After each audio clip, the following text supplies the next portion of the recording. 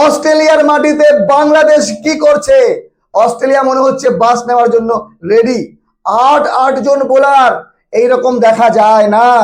অস্ট্রেলিয়ার মেন বোলারদের ওপর ভরসা নেই আর ক্যাপ্টেনের। চিন্তা করেন, 8 জন বোলার লাগিয়েছে বাংলাদেশের ব্যাটিং লাইন আপের এগেনস্টে। আর বাংলাদেশের ব্যাটিং দুর্দান্ত চলছে, 20 রানের নিচে কেউ ব্যাটিং করেনি।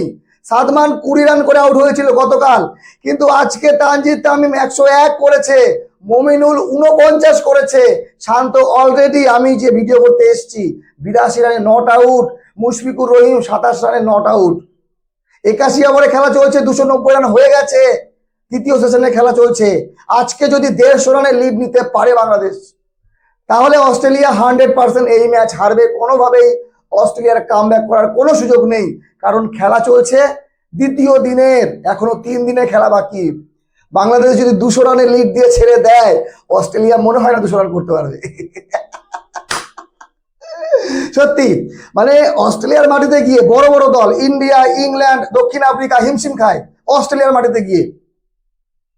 কি অবস্থা অস্ট্রেলিয়ার মাটিতে, আমরা কি করেছিলাম, কিন্তু বাংলাদেশ কি করলো আমি অবাক হয়ে যাচ্ছি। এমনটা নয় যে অস্ট্রেলিয়া দলটা খারাপ, একদম শক্তিশালী। যে মেন দল, এর থেকে শক্তিশালী দল অস্ট্রেলিয়ার হয়ই না, কিন্তু সেই দলকে বাংলাদেশ দ্বিতীয় দিনে একদম হাঁটু কেড়ে বসিয়ে দিয়েছে। বডি ল্যাঙ্গুয়েজ দেখছেন প্লেয়ারদের, পুরো ম্যাচ ছেড়ে দিয়েছে।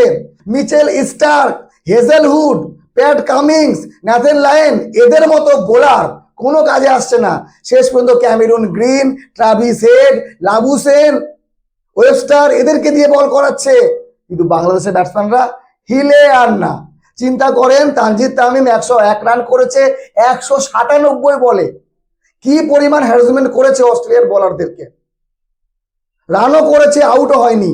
যাই হোক, এতটুকু বলার আছে, শান্ত সেঞ্চুরি করুক। শান্ত সেঞ্চুরি করা মানেই বাংলাদেশের এই ম্যাচ জেতা।